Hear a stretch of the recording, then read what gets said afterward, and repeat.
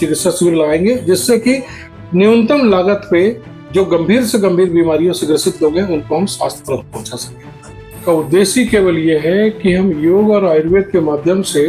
स्वस्थ जीवन शैली लोगों के बीच में कैसे स्थापित कर सकते हैं। और उसमें हम लोगों ने जो उद्देश्य किया था कि घर घर योग, हर घर योग, और केवल योग नहीं, योग के माध्यम से जीवन की दिनचर्या कैसे होगी, स्कूलों के पाठ्यक्रम में योग को किस प्रकार स्थापित किया जाएगा।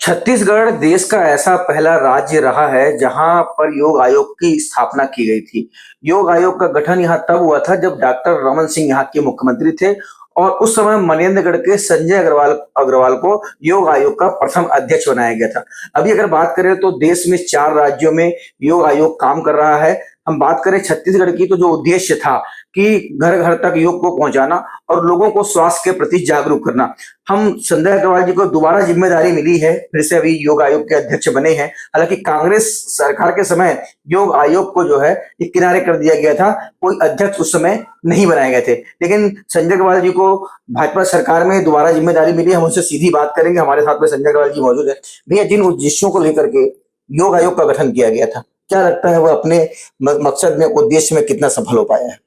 देखिए, योग आयोग का उद्देश्य केवल ये है कि हम योग और आयुर्वेद के माध्यम से स्वस्थ जीवन शैली लोगों के बीच में कैसे स्थापित कर सकते हैं। और उसी दृष्टिकोण से डॉक्टर रमन सिंह जी ने जब मुख्यमंत्री थे, उन्होंने भारत का पहला योग आयोग छत्तीसगढ़ में बनाया और मुझे 1.5 वर्ष का कार्यकाल था। और उसमें हम लोगों ने जो उद्देश्य किया था कि घर घर योग, हर घर योग, और केवल योग नहीं, योग के माध्यम से जीवन की दिनचर्या कैसे होगी, स्कूलों के पाठ्यक्रम में योग को किस प्रकार स्थापित किया जाएगा, कॉलेज के अंदर में योग शिक्षा कैसे बनाई जाएगी, और ग्रामीण क्षेत्रों के अंदर में योग वाटिका का निर्माण करके हर घर में एक व्यक्ति, 2 व्यक्ति स्वस्थ जीवन शैली के लिए योग वाटिका में आकर के योग करे। ये बहुत ही विराट दृष्टिकोण से इसकी स्थापना की गई थी। आपने बताया कि स्कूली पाठ्यक्रम में योग शामिल हो चुका है क्या? अगर नहीं हुआ है तो किस तरह के भी प्रयास किए जा रहे हैं? नहीं, स्कूली पाठ्यक्रम में योग है, योग की पुस्तकें भी छपती है, लेकिन जितनी गंभीरता से प्रत्येक स्कूलों में बच्चों को योग को पाठ्यक्रम के रूप में सम्मिलित करना है, वो अभी पूरी तरह से लागू नहीं हुआ है। और इस बार 2 जुलाई को मेरे शपथ ग्रहण के समय में माननीय मुख्यमंत्री जी ने भी, और 21 जून अंतर्राष्ट्रीय योग दिवस के अंदर में भी माननीय मुख्यमंत्री जी ने भी योग को पाठ्यक्रम में सम्मिलित होने के लिए उन्होंने घोषणा की है। और उसी के अनुरूप हम बहुत शीघ्र जो है अब आने वाले 2य सत्र से हम योग को स्कूली पाठ्यक्रम में सम्मिलित करके स्कूल में योग अंकुर के माध्यम से कि बच्चों के अंदर में योग के प्रति, वो हमारी संस्कृति के प्रति कैसे स्वस्थ रह सकते हैं, खान पान कैसा रहेगा, आदर्श दिनचर्या कैसे रहेगी, इस सब का एक विस्तृत पाठ्यक्रम तैयार करके मुझे लगता है कि हम अगले सत्र से इसको प्रारंभ कर देंगे। भैया, अभी आपसे चर्चा हो रही थी तो आपने बताया था कि छत्तीसगढ़ में योग शिक्षकों की भी हम नियुक्ति करने जा रहे हैं, कई ऐसे वेलनेस सेंटर बनाए जा रहे हैं, तो इसका किस तरह से आप इसकी पूरी रूपरेखा है उसके बारे में बताएंगे? छत्तीसगढ़ में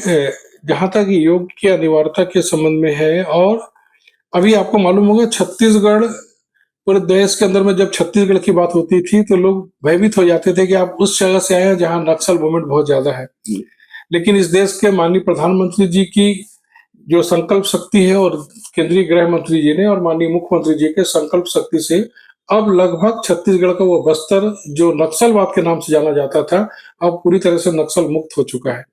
तो जब नक्सल मुक्त हुआ तो हमारे योग आयोग ने और हम लोगों ने कल्पना की कि एक स्लोगन दिया,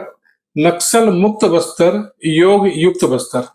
इस भाव को लेकर के अब हमारी योजना है। माननीय मुख्यमंत्री जी भी इस पर हमारी सहमति दे चुके हैं और बहुत तीव्रता से हम बस्तर के अंदर में लगभग 1700-1800 नए योग शिक्षक की नियुक्ति कर रहे हैं, जो वहाँ के छात्रावासों के अंदर में, पुनर्वास केंद्रों में माध्यम से, पोटा केंद्र जो वहाँ पर 50 पोटा केंद्र हैं लगभग,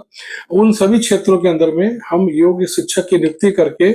और वैचारिक परिवर्तन कैसे वो हमारी मुख्य धारा में जुड़ जाए, कैसे समग्र छत्तीसगढ़ के विकास में और छत्तीसगढ़ के विकास के साथ साथ में भारत के विकास में वो सब लोग कैसे हमारे सहयोग कर सकते हैं, उस दृष्टिकोण से स्वस्थ तन स्वस्थ मन, इस भाव को लेकर के हम नए नए योग शिक्षक की नियुक्ति कर रहे हैं।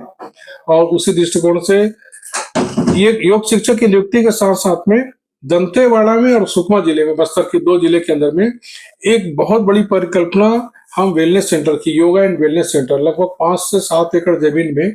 और उसकी हमने डिजाइन भी बना ली है। अभी 5 दिन पहले ही मंत्रालय में माननीय स्वास्थ्य मंत्री जी, स्वास्थ्य सचिव के नेतृत्व में एक बहुत ही गंभीर बैठक हुई थी, इस पर चर्चा हुई है। और अनेक प्रकार के योग आयोग, क्योंकि ये बड़ी अच्छी बात है कि पहले योग आयोग समाज कल्याण विभाग में था,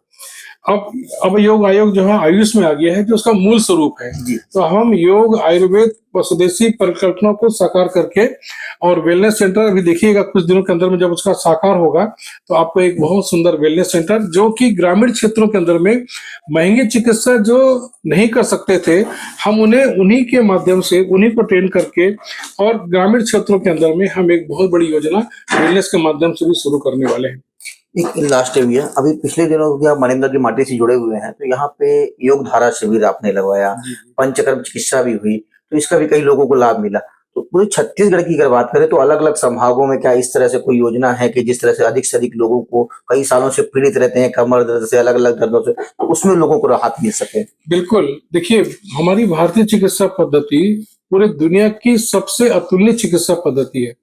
लेकिन इसका व्यापक प्रचार प्रसार न होने के कारण से लोगों को जानकारी नहीं है कि क्या क्या हो सकता है। जैसे भी मर्म थेरेपी है, न्यूरोथेरेपी है, पंचकर्म चिकित्सा है, शिरोधारा है, बस्ती है, अनेक प्रकार की चिकित्सा के माध्यम से हमने लगभग 3000 लोगों का यहाँ पर योग शिविर लगाया और चिकित्सा शिविर लगाया, और लगभग 100% इसका रिजल्ट मिला। तो मुझे लगता है कि हम अब आने वाले समय में न केवल संभाग स्तर पर बल्कि जिला स्तर पर भारतीय चिकित्सा पद्धति योग आयोग के माध्यम से और हमारे स्वास्थ्य विभाग का आयुष विभाग, हम सब मिल करके और इस प्रकार के चिकित्सा शिविर लगाएंगे, जिससे कि न्यूनतम लागत पे जो गंभीर से गंभीर बीमारियों से ग्रसित लोग हैं उनको हम स्वास्थ्य पर पहुंचा सकें।